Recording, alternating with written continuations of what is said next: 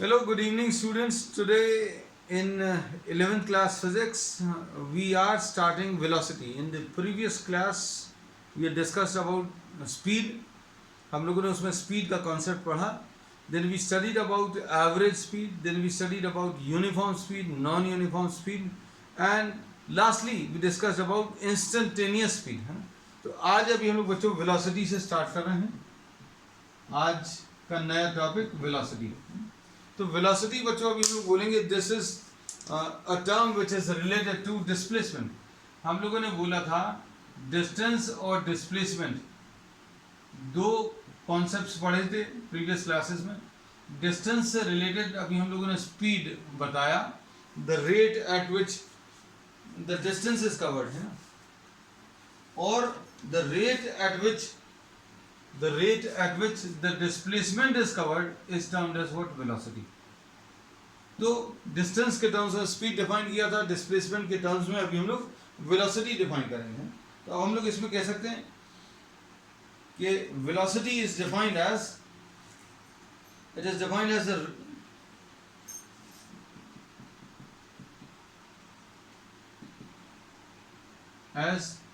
the rate of change of position with respect to time. अब बच्चों ये तो मालूम है चेंज ऑफ पोजीशन क्या होता है. ये चेंज ऑफ पोजीशन, इसको अभी हम लोगों ने एक वर्ड में डिफाइन किया है. क्या चीज डिफाइन की है अगर याद हो, हम लोगों ने इसमें ये बताया था क्या चेंज इन पोजीशन को अभी हम लोगों ने क्या बोला था? डिस्प्लेसमेंट. तो अब हम लोग इसमें क्या बोलेंगे? इट इज डिफाइंड एज, या तो आप ये बोल दो चेंज इन पोजीशन, या फिर बोल दो कि it is defined as the displacement with respect to the rate of change of position with respect to time or displacement per unit time. ऐसा कुछ अभी हम लोग बोल सकते हैं. तो rate of change of position with respect to time और rate of displacement,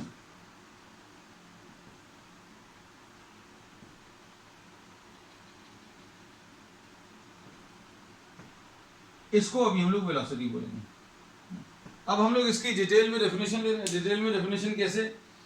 suppose for example if any object, suppose कोई ऑब्जेक्ट जो है किसी कर्व्ड पाथ पर मूव कर रहा है.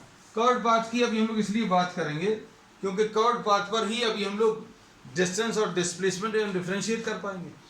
If an object is moving on a straight line, कोई ऑब्जेक्ट अगर स्ट्रेट लाइन पर मूव कर रहा है तो distance covered by the object is equal to the magnitude of displacement. ये अभी हम लोग मालूम है. तो डिस्प्लेसमेंट बहुत सिंपल भाषा में अगर अभी हम लोग बोलें, suppose an object is moving from A to B. कोई ऑब्जेक्ट A से B तक मूव कर रहा है और इसमें इस कर्व्ड पाथ पर मूव करने में अभी हम लोग बोल सकते हैं कि length of the actual path covered ये वाला आ जाएगा. और डिस्प्लेसमेंट अगर आपको बताना है तो डिस्प्लेसमेंट अभी हम लोग बोलेंगे, ये ब्लैक कलर से अभी हम लोगों ने डिस्टेंस और द एक्चुअल पाथ मार्क कर रहे हैं, और ये रेड कलर से अभी हम लोग डिस्प्लेसमेंट मार्क कर रहे हैं. तो डिस्प्लेसमेंट क्या होता है बच्चों? डिस्प्लेसमेंट अभी हम लोग बता चुके हैं, बहुत डिटेल में डिस्कस किया है. The shortest distance vector joining the initial to the final position. The shortest distance vector joining the initial to the final position, इसको अभी हम लोग क्या डिस्प्लेसमेंट बोलते हैं. तो ए बी बच्चों इसमें डिस्प्लेसमेंट है.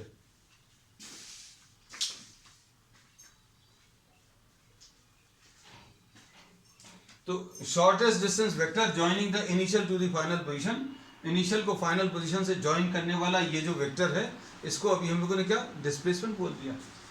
तो अब हम लोग इसमें ये कह सकते हैं if the object is moving on a curved path, रास्ता कोई भी फॉलो करें, सपोज इसकी जगह अगर इसने कुछ और रास्ता भी अगर फॉलो किया होता, हम इसको रब कर देंगे बच्चों. देखना, अगर इसने ए से बी इस कर्व्ड पाथ पर ना मूव करके सपोज ऐसा कुछ अगर मूव किया होता तो भी डिस्प्लेसमेंट अभी हम लोग बोलते ये आता the shortest distance vector joining the initial to final position. इसको तो अभी हमने स्टेटमेंट में तो समझा दिया. सिंपल हिंदी भाषा में अगर बोलें इनिशियल पोजीशन मालूम है, फाइनल पोजीशन मालूम है, दोनों को एक स्ट्रेट लाइन से ज्वाइन कर दो और उसमें एक एरो लगा दो। एरो कहां से कहां लगाना है? The arrow is to be put from the initial to final position, है ना। तो डिस्प्लेसमेंट अभी हम लोग कैसा बोलेंगे बच्चों? डिस्प्लेसमेंट अगर लेना है तो ज्वाइन, किसको ज्वाइन करना है? Initial position to final position. अब ज्वाइन तो करना है लेकिन यूजिंग अ स्ट्रेट लाइन, ये याद रखना। और उसमें एक एरो लगा देना। एरो नहीं लिख रहा है अभी हम लोग, क्या लिख रहे हैं? डायरेक्शन। तो डायरेक्शन कैसा रहेगा? इनिशियल पोजीशन से फाइनल पोजीशन। समझ आ गया? बहुत सिंपल सी चीज है कि कोई ऑब्जेक्ट अगर ए से बी मूव कर रहा है, किसी भी रास्ते पर मूव करे, तो इनिशियल पोजीशन मालूम है, फाइनल पोजीशन मालूम है, इसको आप ज्वाइन कर दीजिए। किससे?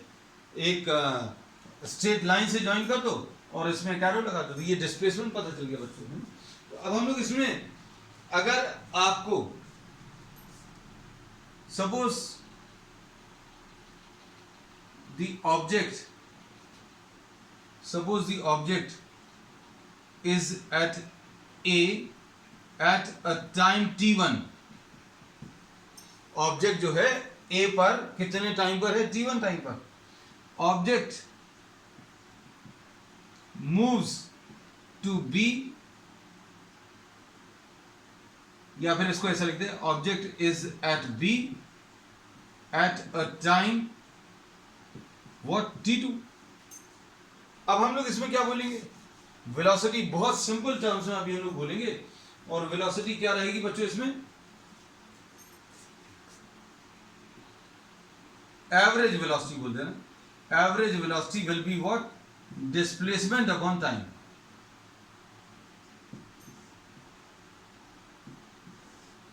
और डिस्प्लेसमेंट बच्चों इसमें क्या रहेगा? और डिस्प्लेसमेंट इसमें क्या आ जाएगा? Displacement will be what? The A B vector, A से बी वाला वेक्टर। और टाइम कैसे मिलेगा? t2 minus t1। तो ये अभी हम लोग क्या बोलेंगे? This will be what? The average velocity. हम इसको चेंज नहीं कर रहे। आपको अगर इसको लिखना है, कई बुक्स में अच्छा लिख दे रहे हैं, चलो वैसे ही लिख दे रहे हैं। इसमें कई बुक्स में इसको डेल्टा एस से रिप्रेजेंट करते हैं, तो डेल्टा एस भी लिख सकते हैं। ये भी अभी हम लोग नोटेशन आगे डिस्कस करेंगे।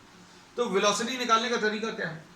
कोई भी ऑब्जेक्ट अगर किसी कर्व्ड पाथ पर या किसी भी पाथ पर मूव कर रहा है, तो आप क्या करोगे? इनिशियल पोजीशन का टाइम देख लो, फिर उसके बाद फाइनल पोजीशन का टाइम देख लो, दोनों टाइम को माइनस करो, वो टाइम नीचे आएगा। इनिशियल पोजीशन को फाइनल पोजीशन से ज्वाइन करो, वो डिस्प्लेसमेंट वेक्टर आएगा। तो डिस्प्लेसमेंट डिवाइडेड बाय टाइम, इसको अभी हम लोग क्या बोलेंगे? इसको एवरेज वेलोसिटी बोल देंगे। और ये एवरेज वेलोसिटी बच्चों, average velocity is a vector, ये एक वेक्टर है, and its direction is given by the direction of displacement. Average velocity एक वेक्टर है, क्यों? क्योंकि इसको डिफाइन करने में आपने एक वेक्टर का यूज किया। और किस वेक्टर का यूज किया?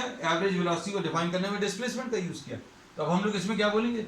V average is a vector and its direction is given by the direction of displacement, या direction of displacement ना लिखकर अभी हम लोग ने इसको क्या? A B वेक्टर लिख दिया।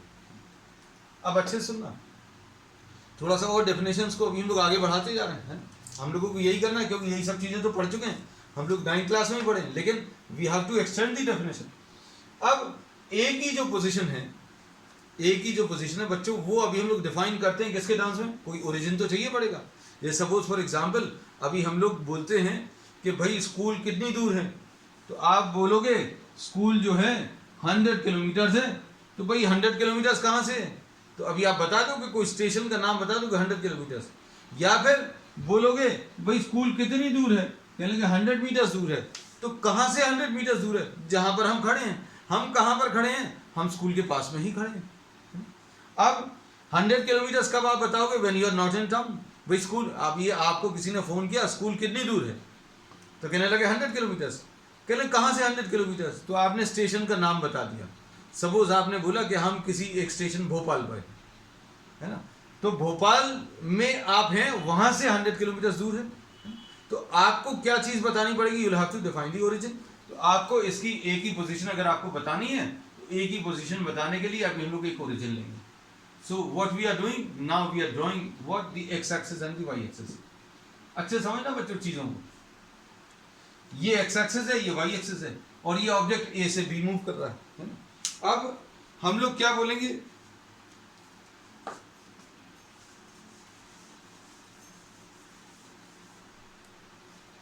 हम लोग ये कहते हैं पोजीशन वेक्टर।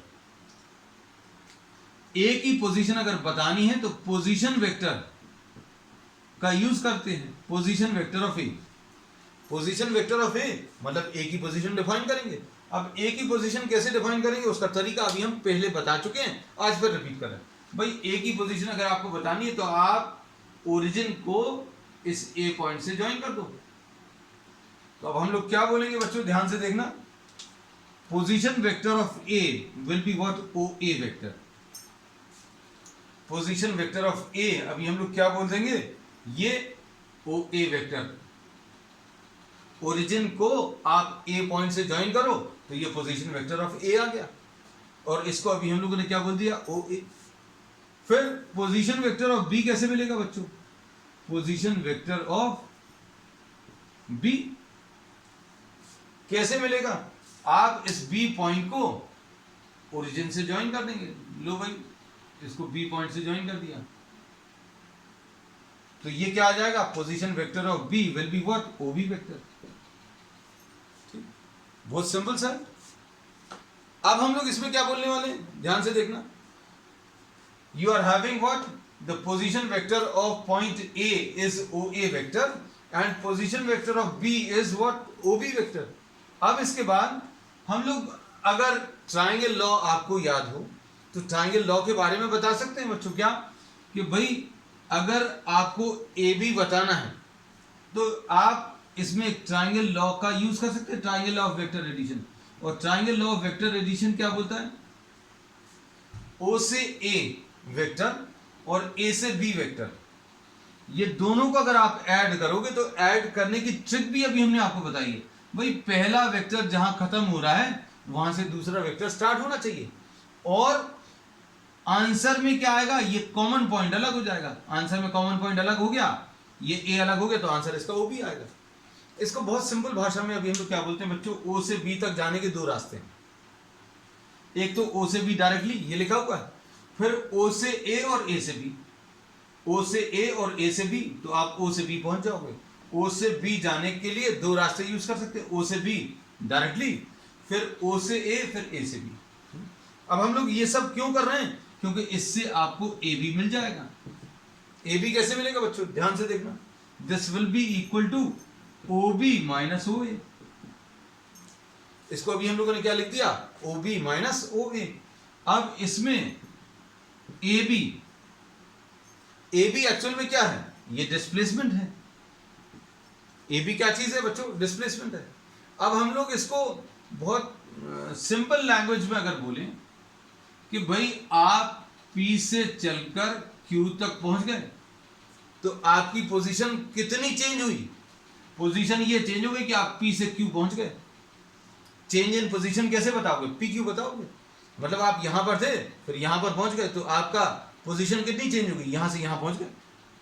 सपोज आप यहां से चलकर यहां पर पहुंचे अगर, तो आपकी पोजीशन क्या चेंज हुई, आप यहां से चलकर यहां तक पहुंचे, तो मतलब आपको दोनों को ज्वाइन करना। भाई ए से बी तक जाने में आपकी पोजीशन कितनी चेंज हुई, कैसे पता चलेगा, ए से बी ज्वाइन कर दो। और अभी हम लोग डिस्प्लेसमेंट को यही बोलते हैं, डिस्प्लेसमेंट बोलो या चेंज इन पोजीशन बोलो, दोनों एक ही चीज है। तो A B is what, the change in position. और चेंज इन पोजीशन कैसे मिल रहा है बच्चों, देखो चेंज इन पोजीशन यानी डिस्प्लेसमेंट, ये कैसे मिल रहा है, ये position vector of B, O B क्या चीज है, देखो O B position vector of B minus position vector of A. आपको चेंज इन पोजीशन अगर चाहिए है, ध्यान से सुनना, चेंज इन पोजीशन चाहिए तो कैसे मिलेगा, फाइनल माइनस इनिशियल। कहीं पर भी किसी भी टाइप का चेंज अगर आपको निकालना है तो कैसे निकालोगे, फाइनल माइनस इनिशियल। फाइनल क्या, फाइनल पोजीशन बी है, इनिशियल पोजीशन क्या है, ए। तो ये क्या लिखा हुआ है, आप इसको देखो, इसको देखो, इसको देखो, या फिर इसको देखो, सॉरी इसको देखो और इसको देखो। हम लोगों ने बोला OB मतलब final position, position vector of B, minus OA मतलब इनिशियल पोजीशन। तो अब हम लोगों ने इसमें यह बोला कि AB याद रखने का तरीका क्या रहेगा। AB को अभी हम लोग कैसे याद रखेंगे देखना, इसको सपोज OB को, इस OB को अभी हम लोग SB बोल दे रहे हैं, और OA को बच्चों अभी हम लोग SA बोल दे रहे हैं। OB को अभी हम लोगों ने क्या बोल दिया, SB, और OA को अभी हमने SA, और इनको वेक्टर से रिप्रेजेंट किया। OA को अभी हमने SA बोल दिया, बार बार नहीं लिखेंगे ये सब, OB को SB लिख दिया। OA क्या बता रहा है, A की पोजीशन, OB क्या बता रहा है, ये B की पोजीशन बता रहा है। B की पोजीशन कैसे पता चल रही है बच्चों, ध्यान से सुनना। अब ये बात आपको ये अच्छे समझ, जैसे मान लीजिए घर से हम चले कुछ डिस्टेंस पर, मान लीजिए 100 मीटर दूर पर खड़े हुए हैं, और किसी को अगर पोजीशन बतानी है कुछ 10 सेकंड के बाद, तो अभी हम लोग कैसे बताएंगे, अभी हम 100 मीटर दूर थे, है ना, और 10 सेकंड के बाद 120 और आगे चले गए। पहले ये ओरिजिन है, यहां से हम लोग मेजरमेंट कर रहे हैं, तो पहली पोजीशन ये थी, फिर बाद में पोजीशन यहां कहीं पर आ गई, तो चेंज कितना आया, चेंज कैसे बताएंगे, ये इनिशियल पोजीशन से फाइनल पोजीशन को ज्वाइन कर। तो अभी आपने इनिशियल पोजीशन को फाइनल पोजीशन से ज्वाइन कर दिया है ना। तो अब इसको, इस AB को कैलकुलेट करना है, तो AB कैलकुलेट करने के लिए अभी हम लोग कैसा बोलेंगे बच्चों, AB कैलकुलेट करने के लिए OB माइनस OA बताया, और AB will be equal to position vector of B, position vector of B क्या आ गया, SB। ऐसा कह सकते हैं।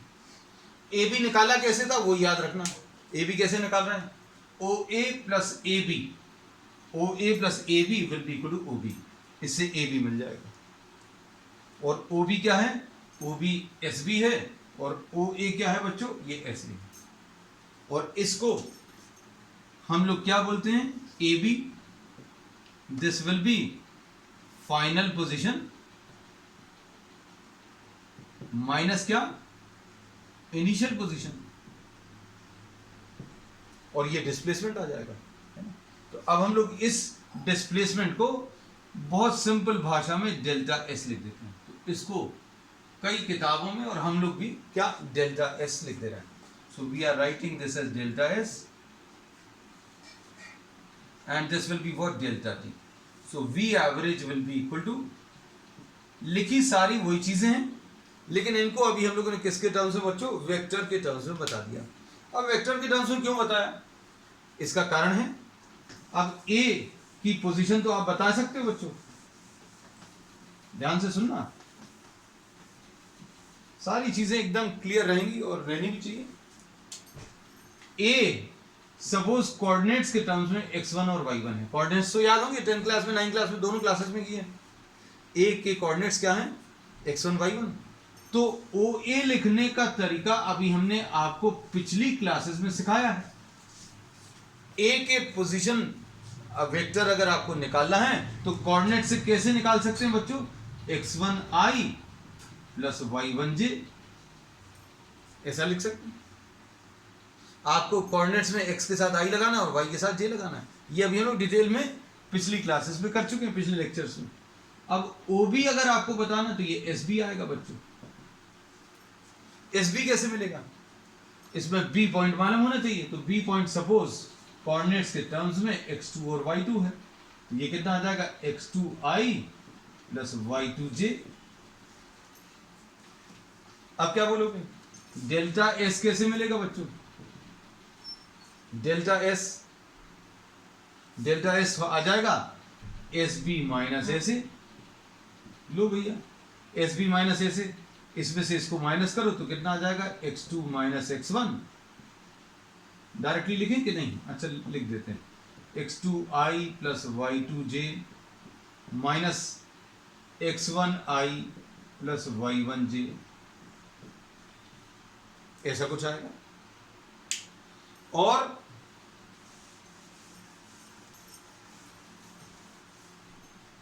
इसको कैसा लिख लेंगे, x2 minus x1 i plus y2 minus y1 j। ये डेल्टा एस अभी हम लोग ऐसा भी यूज कर सकते हैं। डेल्टा एस के बहुत सारे तरीके बता रहे हैं आज। अभी हम सारे समअप भी करेंगे अभी। अब डेल्टा एस का मैग्नीट्यूड अगर आपको निकालना है तो मैग्नीट्यूड निकालने का तरीका भी बच्चों आपको सिखा चुके हैं। किसी भी वेक्टर का मैग्नीट्यूड अगर निकालना है तो आई के साथ जो नंबर है उसको स्क्वायर कर दो, जे के साथ जो नंबर है उसको स्क्वायर कर दो। लो भैया, ये स्ट्रेट लाइन वाला ये डिस्टेंस मिल जाएगा। मैग्नीट्यूड मतलब ये डिस्टेंस, और ये डिस्टेंस देखो हमें डिस्टेंस फार्मूला से मालूम भी है। देखो अगर आप ध्यान से देखो तो ये डिस्टेंस फार्मूला का डेरिवेशन हो गया। तो अब हम लोगों ने इसमें क्या बोला, आज क्या क्या चीजें पढ़ी हैं उनको एक बार जल्दी से सम अप कर लें। तो अभी हम लोगों ने ये पढ़ा बच्चों क्या, एवरेज वेलोसिटी। तो एवरेज वेलोसिटी क्या चीज है बच्चों? It is defined as the displacement per unit time. क्या चीज है? Displacement per unit time. V average जो है this is displacement upon time. और कोई ऑब्जेक्ट अगर ए से बी चल रहा है तो डिस्प्लेसमेंट लिखने का तरीका क्या है बच्चों? डिस्प्लेसमेंट लिखने का तरीका है ए बी वेक्टर, ए से बी। सबसे सिंपल तरीका यही वाला, सबसे सिंपल वाला यही है। और भी कई तरीके बताएं।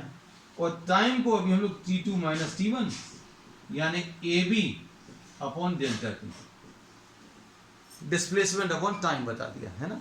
अब सुनना अच्छे से।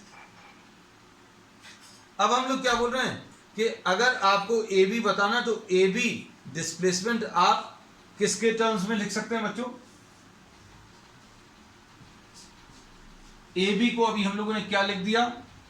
डेल्टा एस लिख दिया अपॉन डेल्टा टी। अब डेल्टा एस यानी चेंज इन पोजीशन। अब चेंज इन पोजीशन कैसे मिलेगी बच्चों?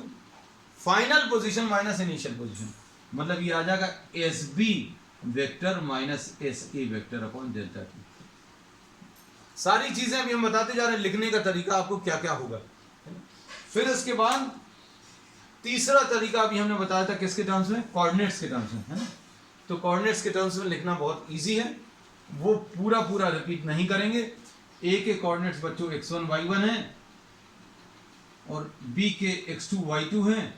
तो एस ए कैसे लिखेंगे? x1 i plus y1 j ऐसा लिखोगे। और एस बी कैसे लिखोगे बच्चों? ये x2 i plus y2 j। और एस बी माइनस ऐसे कितना आ जाएगा? x2 minus x1 i plus y2 minus y1 j। So we have written down the average velocity in 3 different ways, है ना। और सबसे ज्यादा सिंपल, सबसे ज्यादा जो यूज करेंगे वो ये वाली है कि डिस्प्लेसमेंट अपॉन टाइम। डिस्प्लेसमेंट मतलब अगर आपको कोई ऑब्जेक्ट दिया हुआ है, वो ऑब्जेक्ट कर्व्ड पाथ पर अगर मूव कर रहा है तो डिस्प्लेसमेंट निकालने का तरीका क्या रहेगा? इनिशियल पोजीशन को फाइनल पोजीशन से ज्वाइन कर दो। ये तो ज्योमेट्रिकली बताया। मैथमेटिकली कैसा बोलते हैं बच्चों? फाइनल पोजीशन में से इनिशियल पोजीशन को माइनस करना है। फाइनल देखो, जब अभी हम लोग लिख रहे हैं तो कैसा लिख रहे हैं? ए से बी वेक्टर। जब कैलकुलेट कर रहे हैं तो कैसे निकाल रहे हैं? फाइनल वाली वैल्यू में से, फाइनल पोजीशन में से इनिशियल वैल्यू को माइनस करते हैं। ये याद रखना। तो इसमें जब डिस्प्लेसमेंट लिखते हो तो इनिशियल टू फाइनल पोजीशन को ज्वाइन करने वाला ए से बी। और जब आप इसको कैलकुलेट करते हो तो कैसा करते हो? फाइनल पोजीशन में से इनिशियल पोजीशन। ऐसा क्यों होता है ये अभी हमने आज ही की क्लास में डिस्कस किया है। चलो अब आगे चलते हैं। ये तो अभी हम लोगों ने क्या पढ़ लिया बच्चों? एवरेज वेलोसिटी है। चिंता मत करना, बहुत सारे टर्म्स को देखकर नए नए, है ना, सब कुछ जो है धीरे धीरे क्लियर। कोई भी नया कॉन्सेप्ट अभी लोग स्टार्ट करते हैं तो थोड़ी सी प्रॉब्लम तो जाती है ना। तो you can just note down everything. जब आप पेन से लिखेंगे सारी चीज़ों को तो बहुत सारी चीज़ें आपको क्लियर होंगी। लिखना जरूर, लेकिन आज ही के आज करना है इसको। अब इसके बाद बच्चों नेक्स्ट अभी हम लोग ले रहे हैं, इसमें एवरेज वेलोसिटी के बाद अभी हम लोग आ रहे हैं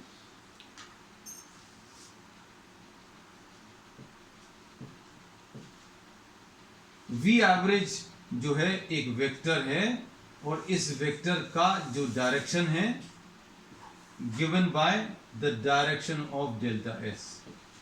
जो डेल्टा एस का डायरेक्शन आएगा वो ही अभी हम लोग बोलेंगे किसका, एवरेज वेलोसिटी का डायरेक्शन आएगा। अब हम लोग इसमें नेक्स्ट ले रहे हैं बच्चों uniform velocity.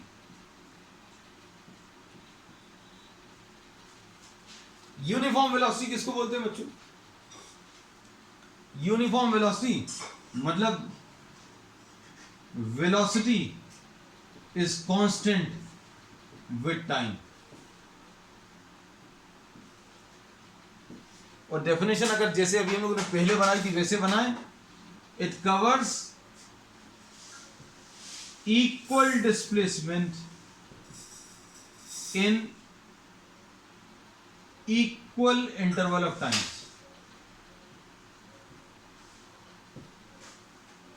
Equal displacement in equal interval of time. तो अभी हम लोग इसमें ये बोलेंगे बच्चों यूनिफॉर्म वेलोसिटी में, अच्छे सुनना,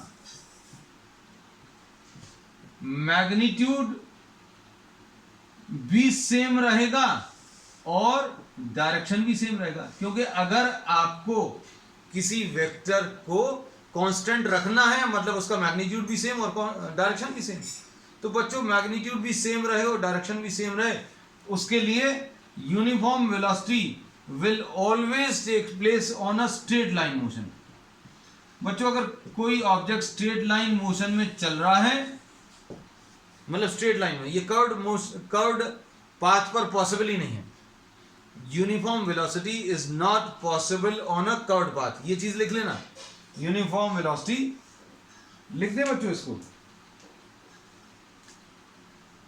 not possible for a curved path. हम लोगों ने क्या बोला, this is only possible for what, a straight line motion. क्यों? क्योंकि it will cover equal displacement. Displacement क्या होता है? इनिशियल से फाइनल पोजीशन। अब बच्चों अगर कर्व्ड पाथ पर चल रहा है कोई ऑब्जेक्ट और आपने एक सेकंड का डिस्प्लेसमेंट देखना, तो एक सेकंड में मान लो ये यहां से यहां आया, एक सेकंड में ए से बी तक आया, फिर अगले एक सेकंड में बी से सी तक चला गया, तो डिस्प्लेसमेंट क्या आ जाएगा बच्चों? डिस्प्लेसमेंट ये आएगा, यहां पर डिस्प्लेसमेंट ये आ जाएगा। तो डिस्प्लेसमेंट का मैग्नीट्यूड भले ही सेम हो, लेकिन क्या चीज चेंज हो गई? इसका डायरेक्शन, इसका डायरेक्शन। और अगला एक सेकंड अगर आपने ले लिया तो अगले एक सेकंड में मान लो डी तक आया, तो ये डायरेक्शन डिस्प्लेसमेंट का चेंज होता जाएगा। तो अब हम लोगों ने क्या बोला बच्चों, वेलोसिटी डिफाइन करते हैं किसके टर्म्स में? डिस्प्लेसमेंट के टर्म्स में। तो डिस्प्लेसमेंट का डायरेक्शन सेम रहना चाहिए। वेलोसिटी का direction will be given by direction of displacement, और डिस्प्लेसमेंट जो है उसका डायरेक्शन अगर सेम रखना है तो अभी हम लोग क्या बोलेंगे, स्ट्रेट लाइन पर। अब इमेजिन करना कोई ऑब्जेक्ट स्ट्रेट लाइन पर मूव कर रहा है, 10 मीटर्स पर सेकंड से ही मूव कर रहा है, तो क्या होगा, हर एक सेकंड में वो 10 मीटर्स कवर करेगा। डिस्प्लेसमेंट क्या रहेगा? इनिशियल से फाइनल पोजीशन ये वाला आएगा, यहां पर आ गया। फिर एक सेकंड में क्या आएगा? इनिशियल से फाइनल पोजीशन ये आ जाएगा displacement. So we say that in 1 second A से बी 10 मीटर्स, फिर अगले एक सेकंड में बी से सी 10 मीटर्स। डायरेक्शन भी सेम है और मैग्नीट्यूड भी सेम है। So it covers equal displacement in equal interval of time.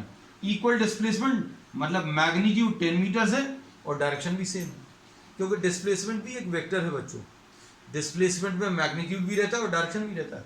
एक सेकंड में यहां से यहां आया, डिस्प्लेसमेंट का मैग्नीट्यूड 10 मीटर्स है हमारे एग्जाम्पल में, डायरेक्शन ऐसा है। एक सेकंड में फिर से 10 मीटर चला, डायरेक्शन भी ऐसा ही है।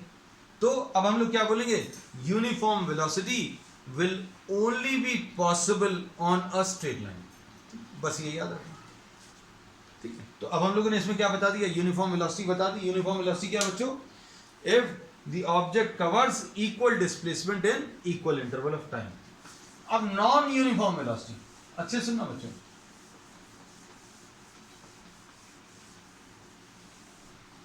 वेलोसिटी और इसमें कंफ्यूजन बिल्कुल मत रखना। स्पीड में कोई डायरेक्शन का सेंस नहीं होता, वेलोसिटी में आपको डायरेक्शन भी बताना पड़ता है। चलो, नॉन यूनिफॉर्म वेलोसिटी मतलब क्या है, वेलोसिटी इज कांस्टेंट बोला था, तो वेलोसिटी इज नॉट कांस्टेंट। अब बच्चों वेलोसिटी किससे मिलती है, या तो मैग्नीट्यूड से या फिर किससे मिलती है, डायरेक्शन से। अब बताओ, अगर मैग्नीट्यूड चेंज हो रहा है तो भी वेलोसिटी चेंज होगी। मैग्नीट्यूड चेंज हो रहा का मतलब क्या है कि आपने कोई ऑब्जेक्ट लिया जो स्ट्रेट लाइन पर चल रहा है, 1 सेकंड में 10 मीटर चला, फिर अगले 1 सेकंड में 12 मीटर चला, तो मैग्नीट्यूड ऑफ वेलोसिटी चेंज हो रही है। In every 1 second it is covering different values of displacement, different magnitudes of displacement। तो मैग्नीट्यूड ऑफ वेलोसिटी चेंज हो रही है, 10 मीटर्स पर सेकंड है, फिर 12 मीटर्स पर सेकंड हो गई, फिर 15 मीटर्स पर सेकंड हो गई, एंड सो ऑन। अगर ये 10 मीटर्स पर सेकंड से ही, अब इसमें अभी हमने मैग्नीट्यूड तो समझा दिया, डायरेक्शन की बात करें।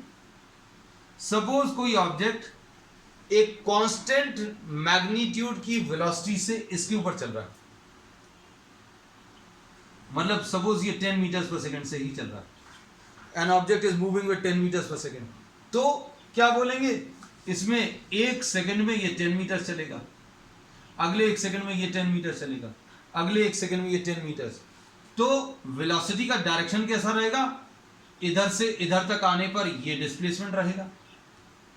वेलोसिटी का डायरेक्शन किससे मिलता है, डायरेक्शन ऑफ डिस्प्लेसमेंट, तो डिस्प्लेसमेंट का ये डायरेक्शन है। अब अगले 1 सेकंड में चला तो ये 10 मीटर्स ही, लेकिन direction of velocity will be given by direction of displacement, और डिस्प्लेसमेंट बच्चों यहां से यहां तक ये आ जाएगा। फिर इसके बाद ए से बी ये डिस्प्लेसमेंट आ गया, बी से सी ये डिस्प्लेसमेंट आ गया, सी से डी ये वाला डिस्प्लेसमेंट आ गया। So we say that for a curved path,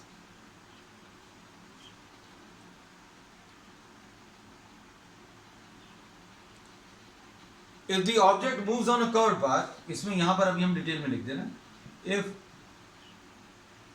object moves on a curved path with a constant speed, then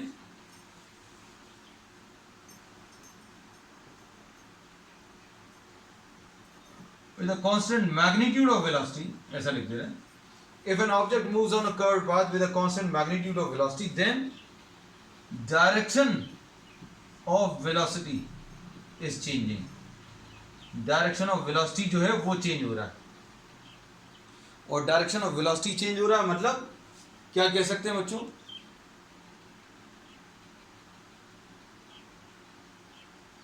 if direction of velocity is changing मतलब velocity vector is changing, velocity vector इसमें change हो रहा है। अब अच्छे से सुनना, हम लोग क्या कहते हैं कि नॉन यूनिफॉर्म वेलोसिटी किसको बोलते हैं, हम रिपीट कर दें, नॉन यूनिफॉर्म वेलोसिटी बोलते हैं एक ऐसी वेलोसिटी को जो कांस्टेंट नहीं है। वेलोसिटी कांस्टेंट नहीं है मतलब या तो उसका मैग्नीट्यूड कांस्टेंट नहीं है या फिर डायरेक्शन कांस्टेंट नहीं है। मैग्नीट्यूड कांस्टेंट नहीं है उसका, तो अभी हमने एग्जांपल दे दिया कि 10 मीटर्स पर सेकंड, फिर 12 metres per second, 15 metres per second, magnitude change हो रहा है। डायरेक्शन चेंज होने का मतलब क्या है, object moving on a curved path, अगर ऑब्जेक्ट कर्व्ड पाथ पर चल रहा है तो वेलोसिटी का ये डायरेक्शन रहेगा। इस रास्ते पर अगर चला, 1 सेकंड में ये 10 मीटर चला, तो डिस्प्लेसमेंट कैसे मिलेगा, स्ट्रेट लाइन से ज्वाइन कर दो, ए से बी। फिर अगला जो 10 मीटर्स है उसके लिए डिस्प्लेसमेंट कैसे मिलेगा, बी से सी ज्वाइन कर दो स्ट्रेट लाइन से। फिर अगले 10 मीटर्स के लिए आपको डिस्प्लेसमेंट कैसे मिलेगा, ये आ जाएगा। तो वेलोसिटी का डायरेक्शन डिस्प्लेसमेंट का डायरेक्शन सेम होता है, तो वेलोसिटी का ये डायरेक्शन आ गया। फिर अगले 1 सेकंड में वेलोसिटी का ये डायरेक्शन आ गया, अगले 1 सेकंड में वेलोसिटी का ये डायरेक्शन आ गया। तो अगर कोई ऑब्जेक्ट कर्व्ड पाथ पर चल रहा है तो हर एक इंस्टेंट पर उसका डायरेक्शन चेंज हो रहा है। और डायरेक्शन चेंज होने वाला ये जो कॉन्सेप्ट है, ये अभी हम लोग बहुत डिटेल में पढ़ेंगे और समझेंगे किसमें, इंस्टेंटेनियस वेलोसिटी में। इंस्टेंटेनियस वेलोसिटी का कॉन्सेप्ट किसी भी किताब में बहुत ज़्यादा अच्छे से नहीं दिया, लेकिन अभी हम आपको बहुत डिटेल में बताएंगे क्योंकि उसमें मैथमेटिक्स यूज़ होती है, थोड़ा सा कैलकुलस यूज़ होता है, और most of the physics teachers जो हैं वो मैथमेटिकल पार्ट को थोड़ा सा स्किप कर देते हैं. So we'll be discussing that aspect on the next time. That's all for today.